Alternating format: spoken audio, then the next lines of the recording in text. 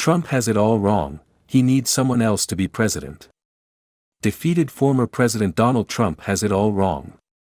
He apparently thought he could avoid prosecution by running for president. Instead, he forced languid Attorney General Merrick Garland to appoint firebrand special counsel Jack Smith, who, unlike Garland, had no qualms about moving expeditiously against Trump. But Trump still doesn't get it. To protect himself from prosecution and possible federal incarceration, the last thing he should want is to win the presidency. Trump, his supporters, and the media have become infatuated with the myth of self-pardon. Until recently, the word was not used, which gives you a hint that the concept is flawed. The Constitution specifically bars the president from using the pardon power to prevent his own impeachment and removal, Lawrence H. Tribe, Richard Painter and Norman Eisen wrote in the Post in 2017. It adds that any official removed through impeachment remains fully subject to criminal prosecution. That provision would make no sense if the president could pardon himself. They explained, the Constitution's pardon clause has its origins in the royal pardon granted by a sovereign to one of his or her subjects. We are aware of no precedent for a sovereign pardoning himself, then abdicating or being deposed but being immune from criminal process. Otherwise, they pointed out, many a deposed king would have been spared instead of going to the chopping block. Both the principle that one cannot be judge and attorney for any of the parties and simple logic suggest the president cannot pardon himself. If it were otherwise, why would there be a prohibition under Justice Department guidance against prosecuting a president, only, in office? Indeed, the Justice Department, in its original 1973 Office of Legal Counsel (OLC) memo and an update in 2000, looked at the portion of the impeachment clause that provides if the president, or other officer, is convicted, that person shall nevertheless be liable and subject to indictment, trial, judgment and punishment, according to law. The Justice Department found that the clause was intended to permit criminal prosecution in spite of the prior adjudication by the Senate, i.e., to forestall a double jeopardy argument. Moreover, in considering whether failure to prosecute in office would interfere with prosecution after office, such as by running of the statute of limitations, the OLC never entertained the thought that self-pardon could eliminate any prosecution. If a president could always escape prosecution by self-pardon, the issue of prosecution in office would be moot, and the guidance would not need to hold out the promise of later prosecution. If self-pardons were real, then any president, including Richard M. Nixon, would have had no inhibition about committing any crime and no need to hope for pardons by a successor. Why would not every president take advantage of the opportunity to engage in a crime spree, secure in the knowledge he could pardon himself on the way out the door? Constitutional expert Philip Bobbitt wrote in Lawfare in 2018 that it's not even a close call despite punditry declaring the plausibility of self-pardons. There is a good deal less warrant for doubt about the question of pardons with regard to one singularly powerful official who, if malignant, is capable of vast criminal mischief, than the recent presentation of the issue would suggest. If a president could grant a pardon to himself, he might unlawfully refuse to leave office if convicted by the Senate, Bobbitt wrote. Here it is useful to recall James Wilson's reminder at the Constitutional Convention, if the president be himself a party to the guilt he can be impeached and prosecuted.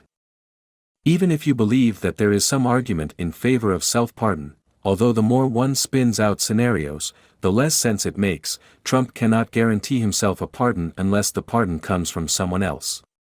What good is a pardon unless prosecutors recognize it is inviolate, as was the case when a former president, Nixon, received a pardon from a successor?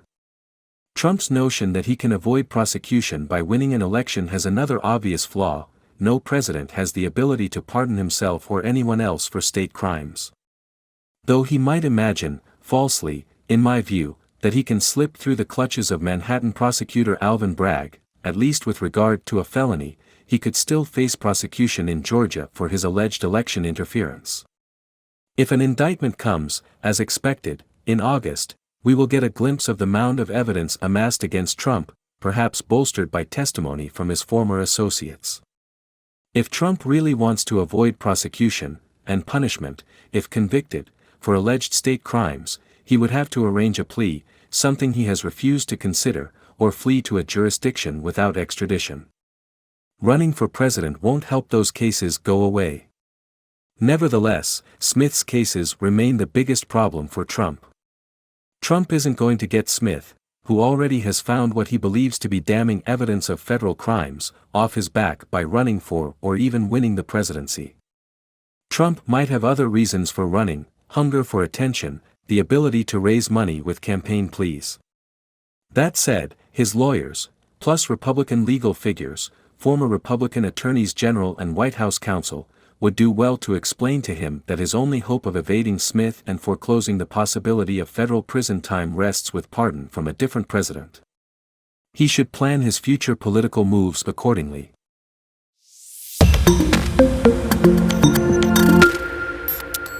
Trump has it all wrong. He needs someone else to be president.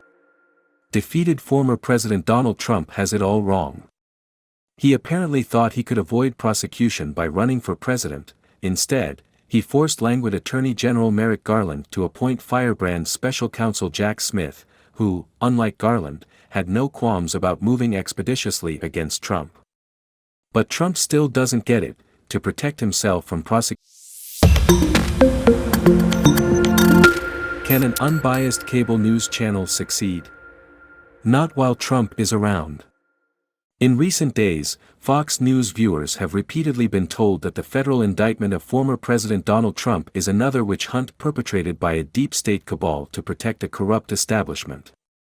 Meanwhile, tuning into MSNBC will largely lead viewers to the conclusion that Trump represents a long-standing threat to democracy finally facing a day of reckoning thanks to a fearless prosecutor upholding the principle that no one is above the law. It's the latest example of the predictable narratives that emanate daily from the cable news leaders, and it's the kind of coverage that prompted recently ousted CNN chief executive Chris Licht to attempt to rebrand his network as a source of detached and balanced reporting that followed the facts and encouraged viewers to make up their own minds. As we all know now, Licht's efforts didn't work. Viewers accustomed to what CNN had become in recent years deserted, while the staff rebelled. But that doesn't mean Licht's vision was wrong. It just means that an unbiased news channel, in this deeply polarized moment, can't compete for eyeballs with competitors that cater to partisan passions.